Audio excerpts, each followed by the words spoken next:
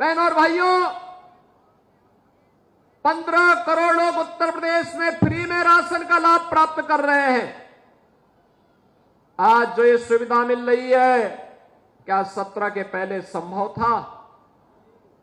17 के पहले गरीब का राशन समाजवादी पार्टी के गुंडे हजम कर जाते थे। किसी गरीब को राशन नहीं मिलता था। किसी भी जिले का जो जितना बड़ा माफिया था, जितना बड़ा गुंडा था, वह समाजवादी पार्टी का शागिर्द था, उनका पदाधिकारी था। वहां पर संगठित अपराध में लिप्त माफिया भी थे, भू माफिया भी थे, पशु माफिया भी थे, वन माफिया भी थे, खनन माफिया भी थे।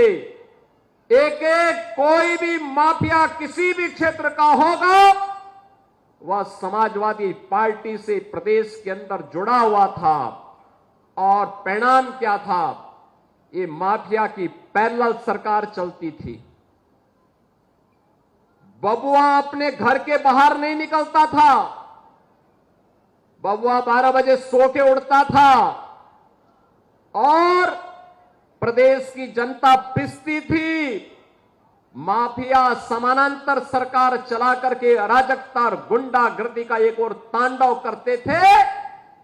दूसरी तरफ मुस्लिम तुष्टीकरण की हद को पार करते हुए पर्व और त्योहारों में भी इन्होंने किस कदर अराजकता फैलाई थी, किस कदर अराजकता फैलाई थी।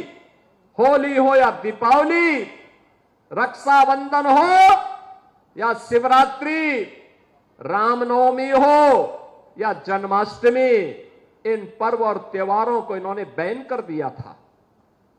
यहां तक कि जन्माष्टमी के आयोजन को थाना, पुलिस लाइन और जेलों में इन्होंने रोक लगा दी थी। कहा जन्माष्टमी में भजन मत गाओ, थानों में नहीं होने चाहिए। आयोजनों को इन्होंने रोकने का काम किया था, क्योंकि हरे रामा हरे कृष्णा की धुन कुछ लोगों को पसंद नहीं थी, इसलिए समाजवादी पार्टी इसको बैन करती थी। कावड़ यात्रा पे रोक लगाते थे। और किस कदर की अराजकता थी। दुर्गा पूजा में अयोध्या का दंगा किसने नहीं देखा? देवकाली मंदिर में कैसे मूर्ति चोरी हो गई थी समाजवादी पार्टी की सरकार में। मुझे गोरखपुर से आना पड़ा था, मैं सांसद था, मुझे आंदोलन करने के लिए यहां अयोध्या आना पड़ा था। बहनों और भाइयों, एक तरफ ये अराजकता, एक गुंडागर्दी चरम पर।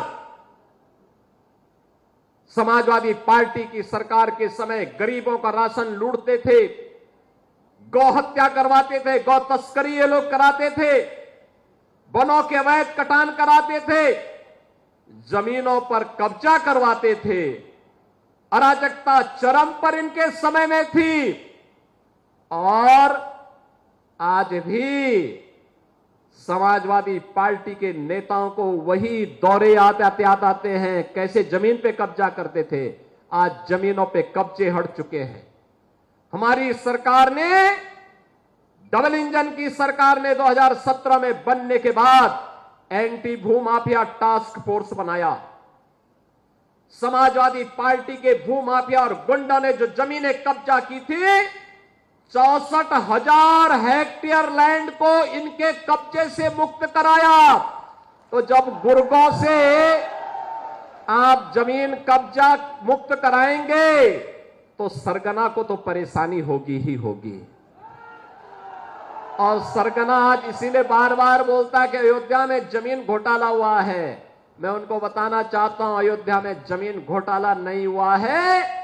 1700 करोड़ रुपए के लिए अयोध्या में जमीन का यहां पे मुआवजा बांटा गया। 1700 करोड़ रुपए केवल यहां के किसानों को मुआवजा बांटा गया है। अयोध्या के अंदर हमारी सरकार ने बांटा है।